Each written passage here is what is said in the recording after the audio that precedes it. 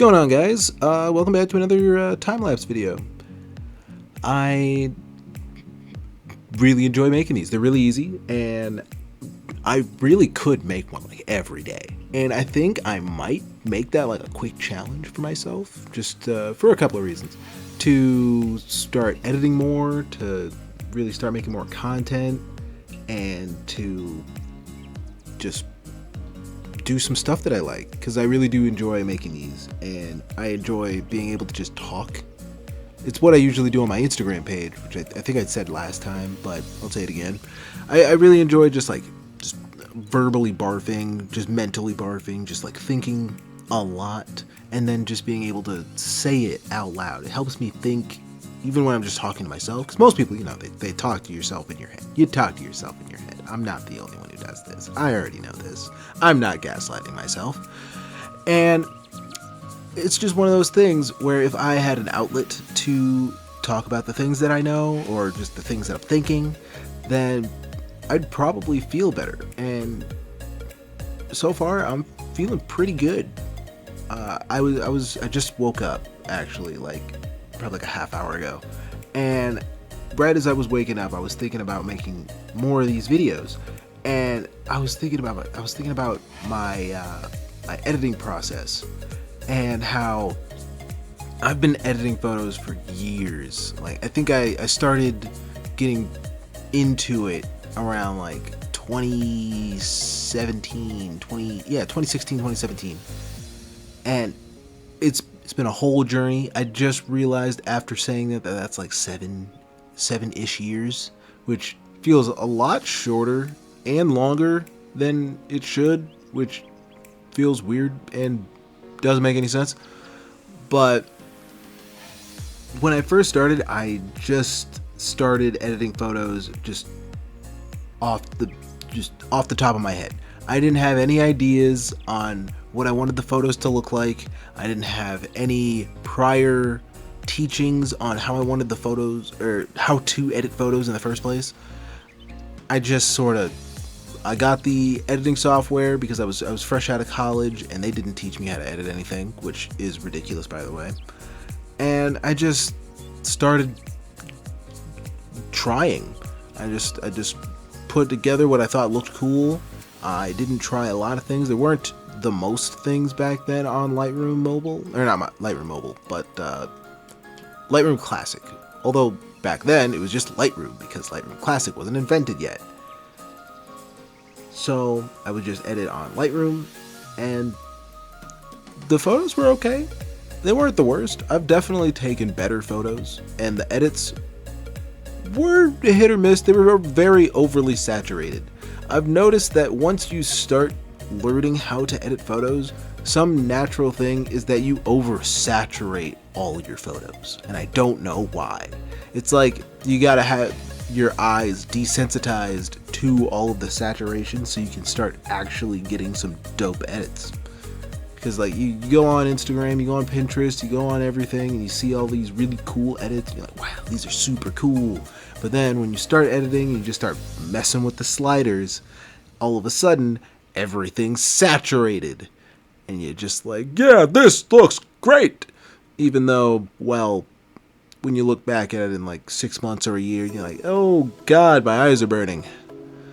But now, you're seeing my photos right now, and they're not overly saturated anymore because I've learned my lesson.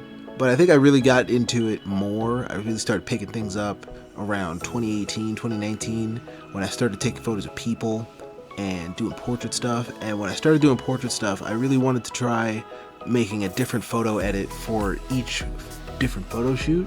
Because when I started taking photos of people, it was the beginning of 2018, and I had just decided as one New Year's resolution that I was going to start taking photos of people. Because prior to that, I had this thing in my head where I was just not okay with taking photos of people, because I didn't like how portraits looked. It looked so posed, it looked so just unnatural. And I didn't like it. I wasn't a fan. So in 2018, I was like, I really should start getting better at that. And I did. I had this idea at like 2 o'clock in the morning, and I was like, I'm gonna make a Facebook post and see who's willing to let me take their photo. So I make this Facebook post at like 2 a.m. I write a whole paragraph saying, hey, I'm just trying to get better at taking photos of people, and if you want free photos, hit me up.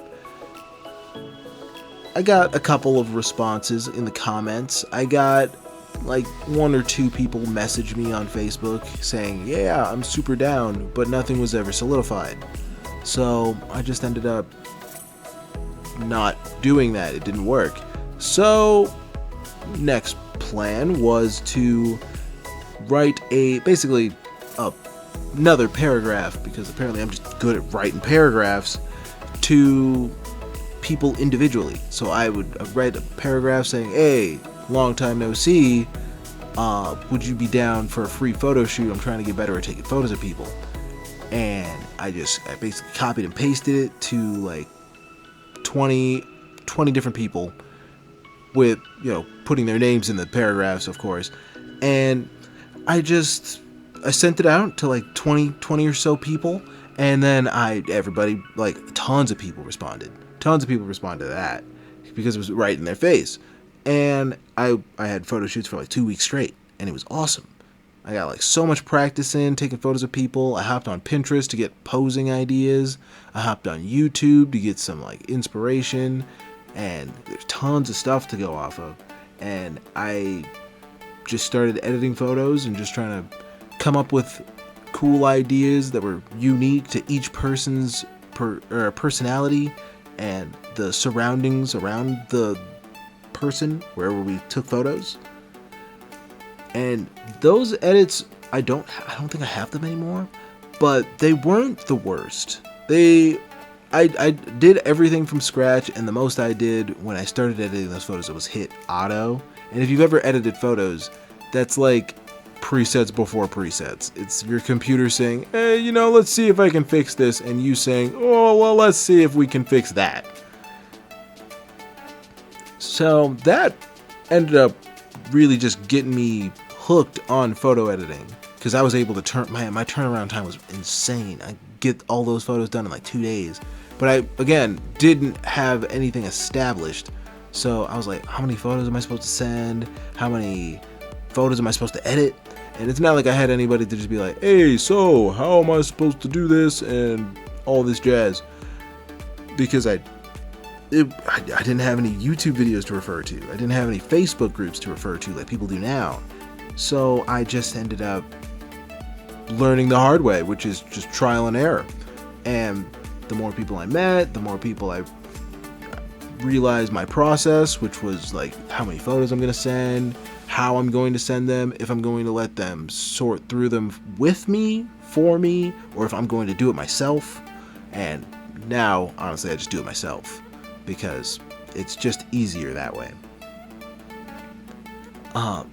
But my photo editing style really just took off when I started doing street photography, because then I had other like sources to refer to, because I would go on Instagram, I'd go on Pinterest, I'd go on YouTube, and I watch tons of YouTube photographers, or photographers on YouTube, I suppose.